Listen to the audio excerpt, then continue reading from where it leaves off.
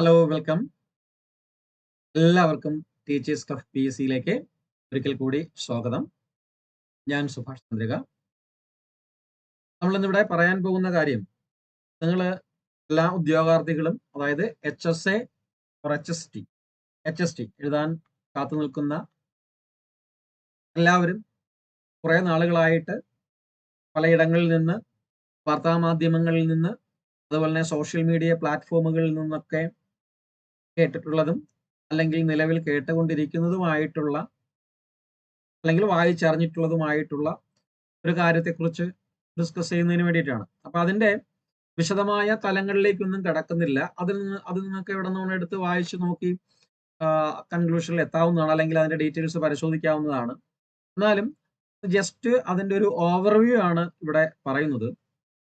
എന്താന്ന് വെച്ച് കഴിഞ്ഞാല്, നമ്മുടെ വരാൻ പോകുന്ന HSA അല്ലെങ്കിൽ HST എക്സാമുമായിട്ട് ബന്ധപ്പെട്ട്, ഹൈസ്കൂൾ അസിസ്റ്റന്റുമായിട്ട് ബന്ധപ്പെട്ട് അതിന്റെ ക്വാളിഫിക്കേഷനിൽ അടിസ്ഥാന യോഗ്യതയിൽ എന്തെങ്കിലും മാറ്റങ്ങൾ ഉണ്ടാവുമോ?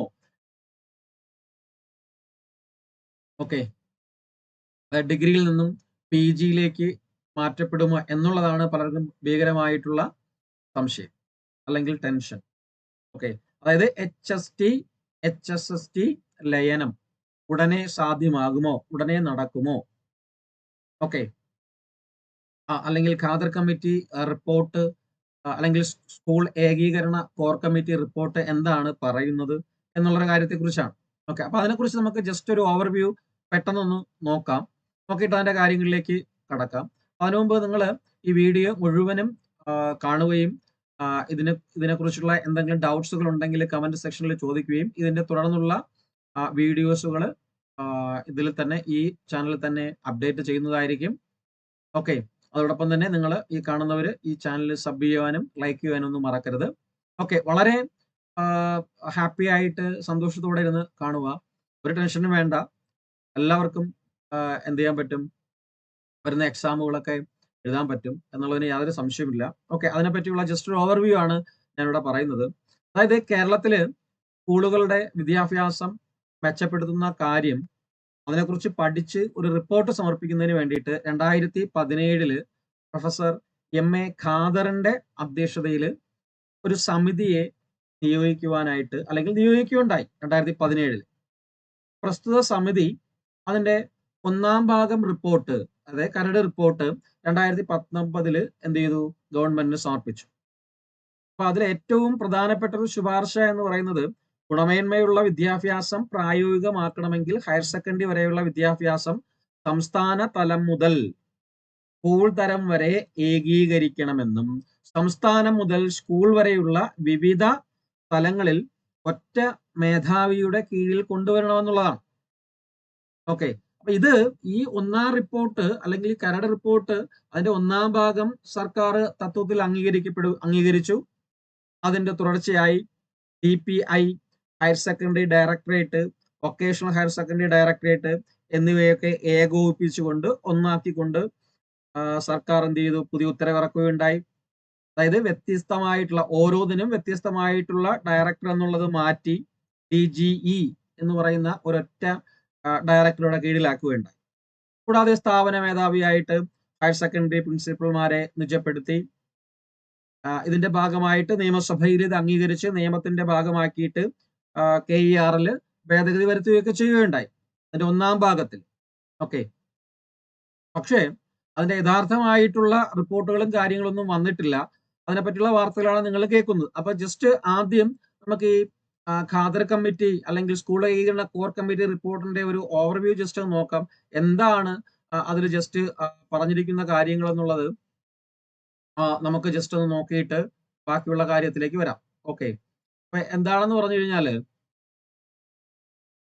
സ്കൂൾ വിദ്യാഭ്യാസത്തിന്റെ വിവിധ സ്ട്രീമുകൾ ഒരു യൂണിറ്റായി സംയോജിപ്പിക്കാൻ ലക്ഷ്യമിട്ടുള്ള കരട് സ്പെഷ്യൽ റൂൾസ് 1 മുതൽ 7 വരെയുള്ള, അതും 8 മുതൽ 12 വരെയുള്ള ക്ലാസ്സുകളിലെ അധ്യാപകർക്ക് യഥാക്രമം ബിരുദവും PGയുമാണ് കുറഞ്ഞ വിദ്യാഭ്യാസ യോഗ്യതയായി നിർദ്ദേശിച്ചിരിക്കുന്നത്. അതാണ് നിങ്ങളിപ്പോ കേൾക്കുന്ന വാർത്ത.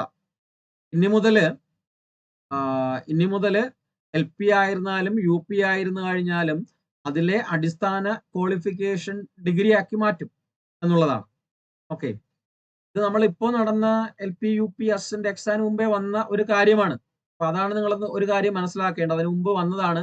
അതിനു മുമ്പ് നിയമസഭയിലൊക്കെ ഭേദഗതി വരുത്തിയതുമാണ്. പക്ഷെ നിങ്ങൾക്ക് ഈ ഇപ്പോഴത്തെ LP UP എഴുതാൻ പറ്റിയില്ലേ? പറ്റിയല്ലോ.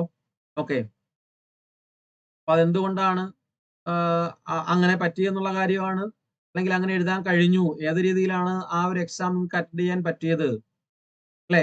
എന്തുകൊണ്ട് ഈ ഒരു ചട്ടം വന്നപ്പോൾ, അല്ലെങ്കിൽ ഈ ഒന്നാം ഷെഡ്യൂള് വന്നപ്പോഴത്തേക്ക് ഗവൺമെന്റ് തത്വത്തിൽ അംഗീകരിച്ചിട്ടും നിങ്ങൾക്ക് എന്തുകൊണ്ട് എഴുതാൻ പറ്റി? പിന്നെ എന്തുകൊണ്ട് നിങ്ങൾക്ക് ഡിഗ്രി എഴുതാൻ HSA എഴുതാൻ പറ്റത്തില്ല എന്നുള്ളതാണ് നമ്മൾ നോക്കേണ്ടത്. ഓക്കെ, അപ്പൊ പ്രത്യേക ചട്ടങ്ങൾ നിലവിൽ വന്നാലുടൻ പുതിയ യോഗ്യതാ മാനദണ്ഡം ബാധകമാകും. അതായത് സ്പെഷ്യൽ റൂൾസ് ഒക്കെ വരുന്നതിന് ഒത്തിരി താമസം എടുക്കും. ഓക്കെ, എന്നിട്ട് തന്നെ അതിൽ പറഞ്ഞിട്ടുണ്ട്, എന്നിരുന്നാലും 1-4 ക്ലാസ്സുകളിലെ അധ്യാപകർക്ക് 2030 ജൂൺ 1 മുതൽ മാത്രമേ പുതിയ മാനദണ്ഡം പ്രാബല്യത്തിൽ വരികയുള്ളൂ. അതായത് 2030 ആകുമ്പോഴേക്ക് മാത്രമേ ഈ ഒരു കാര്യങ്ങളൊക്കെ ശരിയായ രീതിയിൽ വരികയുള്ളൂ. അതുവരെ നിയമനം കാത്തിരിക്കുന്ന ഈ യോഗ്യതകളുള്ള ധാരാളം ഉദ്യോഗാർത്ഥികളെ കണക്കിലെടുത്ത് +2, DLED എന്നിവയാണ് അതുകൊണ്ടാണ് ഇപ്പൊ നമുക്ക് LP UP എഴുതാൻ പറ്റിയത്. ഓക്കെ, പിന്നെ 8 മുതൽ 12 ക്ലാസ്സുകൾ, അത് ഞാൻ പറഞ്ഞു, നമ്മുടെ ഇതിന്റെ ഭാഗമായിട്ട് 4 സെക്ഷനുകളായിട്ടാണ് സ്കൂളുകളെ തിരിക്കുന്നത്. അതായത് 1 മുതൽ 4 വരെ ഉള്ളത്, അല്ലെങ്കിൽ ചില സ്കൂളുകളിൽ 5ാം ക്ലാസ് ഉണ്ടായിരിക്കും. അങ്ങനെയാണെങ്കിൽ 4 to 5 അവരെ ലോവർ പ്രൈമറി സ്കൂളുകളെന്നും, 5 to 7 വരെ ഉള്ളതിനെ പ്രൈമറി സ്കൂളുകളെന്നും, 8 to 10 വരെ ഉള്ളതിനെ ലോവർ സെക്കൻഡറി സ്കൂൾ എന്നും, +1 +2 11ഉം 12ഉം സെക്കൻഡറി സ്കൂളുകളും എന്നാണ് അറിയപ്പെടുന്നത്. അപ്പൊ അതിന്റെ ഭാഗമായിട്ടാണ് ഈ ലോവർ പ്രൈമറി സ്കൂളുകളിലും പ്രൈമറി സ്കൂളുകളിലും ഒക്കെ പരീക്ഷ എഴുതുന്നതിന് ഇനി വരുന്ന അവസരങ്ങളിൽ ഡിഗ്രി ആക്കി മാറ്റും 2030 ശേഷം എന്നാണ് ഈ റിപ്പോർട്ടിൽ പറയുന്നത്. ഓക്കെ, പിന്നെ പറയുന്നുണ്ട്, കരട് ചട്ടങ്ങൾ അനുസരിച്ച് vocational higher secondary education VHSE വിഭാഗം ഇല്ലാതാകും. ഇത്തരം സ്കൂളുകളിലെ വൊക്കേഷണൽ അധ്യാപകരെയും വൊക്കേഷണൽ ഇൻസ്ട്രക്ടർമാരെയും തദ്ദേശ സ്ഥാപനങ്ങളിൽ വരുന്ന സ്കിൽ സെന്ററുകളിൽ വർക്ക് എഡ്യൂക്കേഷൻ ടീച്ചറായും വർക്ക് എഡ്യൂക്കേഷൻ ഇൻസ്ട്രക്ടർമാരായും പുനർവിന്യാസിക്കും.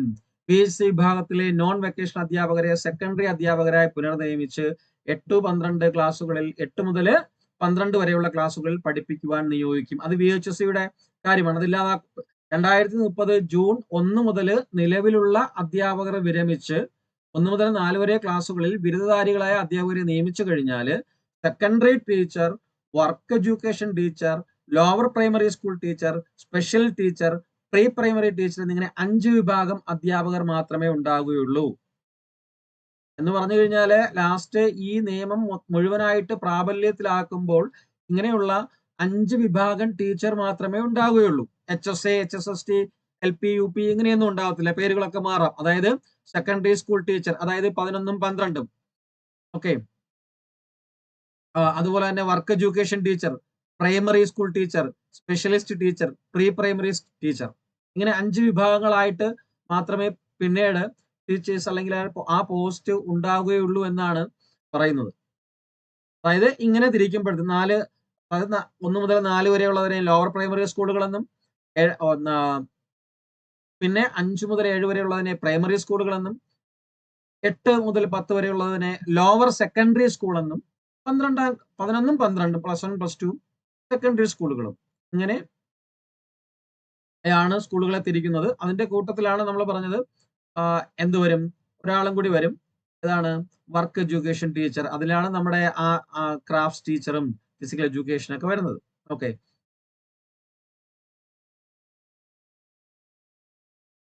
ഓക്കെ, അതിൽ തന്നെ പറയുന്ന കാര്യമാണ് ഭാഷാ അധ്യാപകരായി നിയമിക്കുന്നതിന്, അതായത് മലയാളം, ഹിന്ദി, ഇംഗ്ലീഷ് പഠിപ്പിക്കുന്നതിന് പ്രത്യേക ഭാഷയിൽ ബിരുദവും PhD നിർബന്ധമാക്കും. PG ബിരുദമുള്ള HSC അധ്യാപകരെ ഡീംഡ് സെക്കൻഡറി ടീച്ചർമാരായി തരംതിരിക്കുകയും സ്പെഷ്യൽ റൂൾസ് നിലവിൽ വരുന്ന മുറയ്ക്ക് സെക്കൻഡറി വിഭാഗത്തിലെ നിയമത്തിനായി പരിഗണിക്കപ്പെടുകയും ചെയ്യും.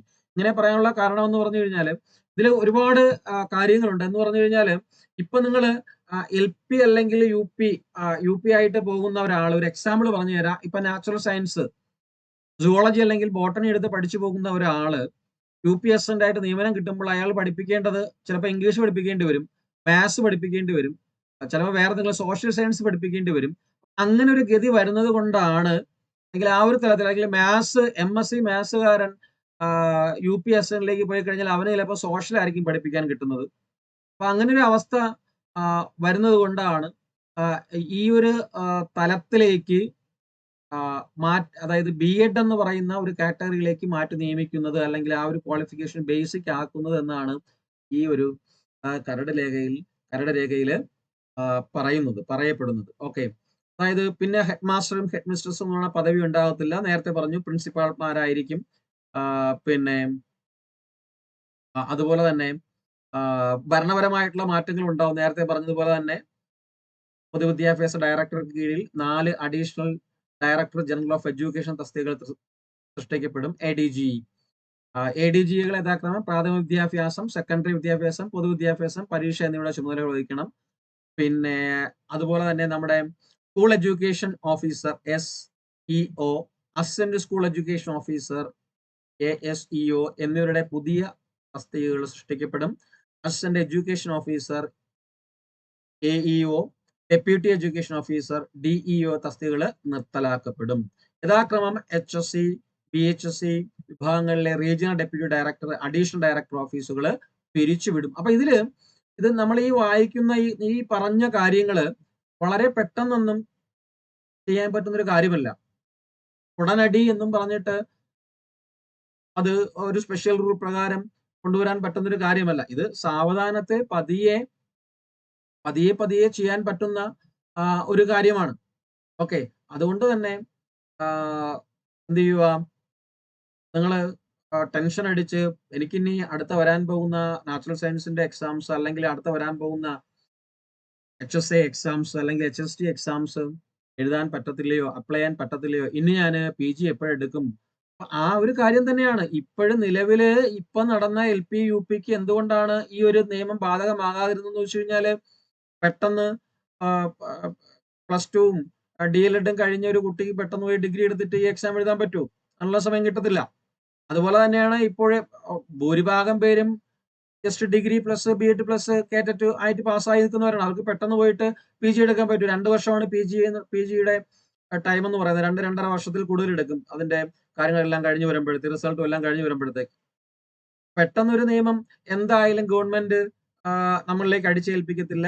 ആ നിയമം നിയമസഭയിൽ പാസ്സായിട്ട് അതിന്റെ സ്പെഷ്യൽ റൂൾസ് ഒക്കെ അംഗീകരിച്ച് അതൊരു നിയമമായിട്ട് അത് നടപ്പിലാക്കി വരുമ്പോൾ ഈ ഗവൺമെന്റ് മുമ്പേ കൊടുത്തിട്ടുള്ള പറഞ്ഞ തരത്തിലുള്ള ആ ഒരു ടൈം ബീയിങ് എന്തായാലും ഉണ്ടായിരുന്നു. ഇപ്പൊ ജൂൺ 1 മുതൽ അല്ലെ? അപ്പൊ 2030 ശേഷമേ ബാക്കിയുള്ള കാര്യങ്ങളും നടക്കുകയുള്ളൂ. അപ്പൊ അതുകൊണ്ട് അത്തരത്തിലുള്ള ഒരു കാര്യത്തെക്കുറിച്ച് നിങ്ങൾ ടെൻഷൻ അടിച്ചിരിക്കേണ്ട കാര്യമൊന്നുമില്ല. ഓക്കെ. അപ്പം നിങ്ങൾ ചെയ്യേണ്ട ഒരു കാര്യം, വരും വരായികളെ പറ്റി ചിന്തിക്കാതെ നിങ്ങൾ എന്ത് ചെയ്യുക, അടുത്ത വരാൻ പോകുന്ന 2024 അവസാനമോ 2025 മാർച്ച് ഏപ്രിൽ ആ ഒരു ടൈമിലൊക്കെ നമ്മുടെ HSA അല്ലെങ്കിൽ നമ്മുടെ HSTയുടെ നോട്ടിഫിക്കേഷൻ വരും. അപ്പൊ അതിന് വേണ്ടിയിട്ടുള്ള തയ്യാറെടുപ്പുകൾ ഇപ്പോഴേ തുടങ്ങുക. കാരണം ഇപ്പോൾ നമ്മുടെ PSCയുടെ ചട്ടം അനുസരിച്ചുകൊണ്ട്, PSC നിലവിൽ നടന്നു പോകുന്ന രീതി അനുസരിച്ചുകൊണ്ട് സാധാരണ ഒരു നോട്ടിഫിക്കേഷൻ വിളിച്ചു കഴിഞ്ഞാൽ 6 മാസത്തിനുള്ളിൽ 6 മന്തിനുള്ളിൽ എന്ത് ചെയ്യും? 6 മന്തിനുള്ളിൽ എക്സാംസ് നടക്കുന്നുണ്ട്. ഓക്കെ. അപ്പൊ നിങ്ങൾ ഇപ്പോഴേ അതിന് വേണ്ടിയുള്ള പ്രിപ്പറേഷൻസ് ആരംഭിക്കുക, പഠിച്ചു തുടങ്ങുക. കാരണം നോട്ടിഫിക്കേഷൻ വന്നിട്ട് ഇതിന്റെ കല്ലും മുള്ളും ഒക്കെ തിരിച്ചിട്ട്, നെല്ലും പതിരും ഒക്കെ തിരിച്ചിട്ട് നിങ്ങൾക്ക് ഇനി പഠിക്കാം എന്നൊക്കെ വിചാരിച്ചു കഴിഞ്ഞാൽ നിങ്ങൾ തോറ്റുപോകും. ഇതൊന്നും മൈൻഡ് ചെയ്യാതെ ഇത് പഠിക്കുന്നവർ എന്നേ പഠിച്ചു തുടങ്ങി, എന്നേ സ്റ്റാർട്ട് ചെയ്തു. അവരൊരു ലെവലിൽ, ഒരു ഗ്രേഡില് അല്ലെങ്കിൽ റാങ്ക് ലിസ്റ്റിൽ എത്താവുന്ന ഒരു ലെവലിലേക്ക് എത്തുന്ന ഒരു സമയത്തായിരിക്കും നിങ്ങൾ സ്റ്റാർട്ട് ചെയ്യുന്നത്. പിന്നെ നിങ്ങൾ എവിടെ എത്തും? അപ്പൊ അതുകൊണ്ട് ദയവായിട്ട് നിങ്ങൾ ചെയ്യേണ്ട ഒരു കാര്യം എന്ന് പറഞ്ഞു കഴിഞ്ഞാല് എന്ത് ചെയ്യുക, പഠിച്ചു തുടങ്ങുക. ഓക്കെ. എല്ലാ HSAക്കും HSTക്കും വേണ്ടിയിട്ട് നിങ്ങൾ എന്ത് ചെയ്യുക, പഠനം സ്റ്റാർട്ട് ചെയ്യുക. അപ്പൊ അതുമായിട്ട് അത് എപ്പോഴാണ് നോട്ടിഫിക്കേഷൻ വരുന്നത് എന്നുള്ള കാര്യമൊക്കെ ഇതിൽ അടുത്തൊരു വീഡിയോയിൽ വരുന്നതായിരിക്കും. അതിന്റെ ഒരു അപ്ഡേഷൻസ് വരുന്നതായിരിക്കും. പിന്നെ ഇതിനെക്കുറിച്ചുള്ള ഈ ഒരു ഇപ്പൊ നമ്മൾ പറഞ്ഞ ഈ ഖാദർ കമ്മിറ്റി കരട് രേഖയുമായി ബന്ധപ്പെട്ട് വരുന്ന അപ്ഡേഷൻസുകളും അറിയിക്കുന്നതായിരിക്കും. അപ്പൊ അതിനെന്താ ഈ പറഞ്ഞ കാര്യത്തിൽ പറ്റി എന്തെങ്കിലും ഡൗട്ട്സ് ഉണ്ടെങ്കിൽ നിങ്ങളത് അറിയിക്കുക. ഓക്കെ, ഇത്രയും കാര്യങ്ങളാണ് പ്രധാനമായിട്ടുള്ളത്. ഇതിനെക്കുറിച്ച് വിശദമായിട്ട് നിങ്ങളോട് പറഞ്ഞ് നിങ്ങളെ തെറ്റിക്കുന്നതിൽ കാര്യമില്ല. അപ്പം ഒരു കാര്യം നിങ്ങൾ ആലോചിച്ചാൽ മതി, ഒറ്റ കാര്യം നിങ്ങൾ ആലോചിച്ചാൽ മതി. ഒന്നും കൂടി ഞാൻ പറയുന്നു, വരാൻ പോകുന്ന HSIയില്, വരാൻ പോകുന്ന HSTയില് ഒരിക്കലും PG എന്ന് പറയുന്നത് അടിസ്ഥാന ക്വാളിഫിക്കേഷൻ ആയിട്ട് വരത്തില്ല. ഇവിടെ സാധാരണ degree plus B.Ed plus KTET 3 എന്ന് പറയുന്ന ഒരു ക്വാളിഫിക്കേഷൻ ആയിരിക്കും ഉണ്ടായിരിക്കുന്നത്. അതിൽ യാതൊരു സംശയമില്ല. നിങ്ങൾ ചെയ്യുക, ധൈര്യമായിട്ട് എന്ത് ചെയ്യുക, പഠിക്കുവാൻ തയ്യാറായിക്കൊള്ളുക, പഠിച്ചു കൊള്ളുക, സ്റ്റാർട്ട് ചെയ്തു. ഓക്കെ, അതിന്റെ ഭാഗമായിട്ട് നമ്മളും ടീച്ചേഴ്സ് ക്ലബും HSA നാച്ചുറൽ സയൻസിന്റെ ക്ലാസ്സുകൾ ഇപ്പോൾ സ്റ്റാർട്ട് ചെയ്തിട്ടുണ്ട്. ബാക്കി മലയാളം, ഇംഗ്ലീഷ്, സോഷ്യലിന്റെ ക്ലാസ് ഉടനെ സ്റ്റാർട്ട് ആവും. ഓക്കെ, അപ്പോൾ അതിൽ അഡ്മിഷൻ എടുക്കാൻ താല്പര്യമുള്ളവരൊക്കെ അഡ്മിഷൻ എടുക്കാം. കോൺടാക്ട് നമ്പർ ഉണ്ട്, കോൺടാക്ട് ചെയ്താൽ മതി. ഓക്കെ, അപ്പം എന്ത് ചെയ്യുക, ധൈര്യമായിട്ട് മുന്നോട്ട് പോവുക, പഠിക്കുക. ഓക്കെ, പഠിക്കുവാൻ സ്റ്റാർട്ട് ചെയ്യുക.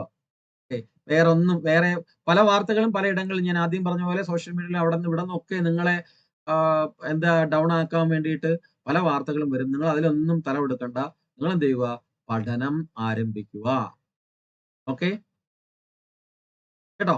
ഓക്കെ, എന്തായാലും നിങ്ങൾ എന്ത് ചെയ്യുക, പഠനം ആരംഭിക്കുക. നിങ്ങളുടെ HSIക്ക് വേണ്ടിയിട്ടുള്ള പഠനം ആരംഭിക്കുക. ഓക്കെ, അത്ര മാത്രമാണ് പറയാനുള്ളത്. അപ്പം ക്വാളിഫിക്കേഷൻസ് ഒന്നും മാറ്റം ഉണ്ടാകത്തില്ല. ഓക്കെ, മാറ്റം ഉണ്ടാവും. മിക്കവാറും 2030 കൂടി ലയനമൊക്കെ നടന്ന് എന്ത് ചെയ്യും, പതുക്കെ ഓരോ സെക്ഷൻ ആയിട്ട് ലയനമൊക്കെ നടന്നിട്ട് എന്ത് ചെയ്യും, മാറ്റം ഉണ്ടാവുക. ഇനി ചിലപ്പോൾ ഒരു LP UPക്കും കൂടി ഇതേ ക്വാളിഫിക്കേഷൻ തന്നെ വരും. 2026 ഒക്കെ ആകുമ്പോഴത്തേക്ക് ഒരു UPയും കൂടെ നടക്കും. ആ സമയത്ത് സെയിം ഈ ഒരു ക്വാളിഫിക്കേഷൻ തന്നെ ആയിരിക്കും കേട്ടോ. 2030 മാറ്റം എന്ന് പറയുന്നത്. അപ്പം എന്താണ്, ഇനി വരാൻ പോകുന്ന LP UPക്കും കൂടി ഈ സെയിം ക്വാളിഫിക്കേഷൻ തന്നെ ആയിരിക്കും, അതിൽ സംശയമൊന്നുമില്ല. ഓക്കെ, അപ്പൊ അതുകൊണ്ട് നിങ്ങൾ ഇനി PG എടുക്കാൻ പോവാതെ ചെയ്യുക, നിലവിലുള്ള ക്വാളിഫിക്കേഷൻ തന്നെ ആയിരിക്കും എന്നുള്ള മനസ്സിൽ വിചാരിച്ചുകൊണ്ട് എന്ത് ചെയ്യുക, പഠനം ആരംഭിക്കുക, പഠനം സ്റ്റാർട്ട് ചെയ്യുക. എല്ലാവരും കേട്ടോ, എല്ലാ ഉദ്യോഗാർത്ഥികളും ടെൻഷൻ ഒന്നും അടിച്ചിരിക്കേണ്ട. ഓക്കെ, നന്നായിട്ട് പഠനം ആരംഭിക്കുക. പിന്നെ നമ്മുടെ സിലബസും കാര്യങ്ങളൊക്കെ എല്ലാവർക്കും അറിയാം. നമ്മുടെ എക്സാംസ് നമ്മുടെ LP UPയുടെ പോലെ തന്നെ മലയാളത്തിലാണ് എക്സാംസ്. അപ്പൊ നിങ്ങൾ ഓരോ സബ്ജക്റ്റ് ഉള്ളവരും, അതായത് ഇപ്പം സോഷ്യൽ ആയാലും അതുപോലെ തന്നെ നാച്ചുറൽ സയൻസ് ആയാലും ഫിസിക്കൽ സയൻസ് ആയാലും ഒക്കെ ആയാലും ക്വസ്റ്റ്യൻസ് എല്ലാം മലയാളത്തിലാണ് ചോദിക്കുന്നത്. അപ്പൊ അതുകൊണ്ട് മലയാളം ടേംസുകളും കാര്യങ്ങളൊക്കെ പഠിച്ചെടുക്കാൻ വളരെ ബുദ്ധിമുട്ടായിരിക്കും. അപ്പൊ അതുകൊണ്ടാണ് പറയുന്നത് നേരത്തെ തന്നെ എന്ത് ചെയ്യുക, പഠനം സ്റ്റാർട്ട് ചെയ്യുക, ആരംഭിക്കുക എന്ന് പറയും. എത്രയും പെട്ടെന്ന് പഠനം സ്റ്റാർട്ട് ചെയ്യുക. ഓക്കെ, അപ്പം സംശയമൊന്നുമില്ല എന്ന് കരുതുന്നു. എല്ലാവർക്കും ഒരു നല്ല ദിവസം ആശംസിക്കുന്നു. Thank you. അപ്പൊ എന്ത് ചെയ്യുക, ഒരിക്കൽ കൂടെ പറയുന്നു, എന്ത് ചെയ്യുക, ക്വാളിഫിക്കേഷൻസ് ഇത് തന്നെയാണ്. Degree plus AC plus B.Ed plus KTET 3 എന്ന് പറയുന്ന ക്വാളിഫിക്കേഷൻ തന്നെ ആയിരിക്കും. അതിൽ വേറൊരു സംശയമില്ല. പിന്നെ ഇതിൽ അഡീഷണൽ ക്വാളിഫിക്കേഷൻ ഒക്കെ ഇഷ്ടംപോലെ വരുമല്ലോ. PG ഉള്ളവരുണ്ട്, നെറ്റ് സെറ്റ് ഇതൊക്കെ ഉള്ളവർക്ക് ഇന്നത് വേണ്ടെന്നൊക്കെ അതൊക്കെ നമുക്ക് അറിയാവുന്ന കാര്യങ്ങളാണല്ലോ. അപ്പൊ അടിസ്ഥാന qualification degree plus B.Ed plus KTET, യാതൊരു സംശയമില്ല. അപ്പം എല്ലാവരും എന്ത് ചെയ്യുക, ഉത്സാഹത്തോടെ പഠനം. ഓക്കെ, അപ്പം വൈൻഡപ്പ് ചെയ്യുന്നു. Thank you. അപ്പൊ ഒരിക്കൽ കൂടി എന്ത് ചെയ്യുക, നിങ്ങൾ ചാനൽ സബ്സ്ക്രൈബ് ചെയ്യാനും ലൈക്ക് ചെയ്യാനൊക്കെ ശ്രമിക്കുക.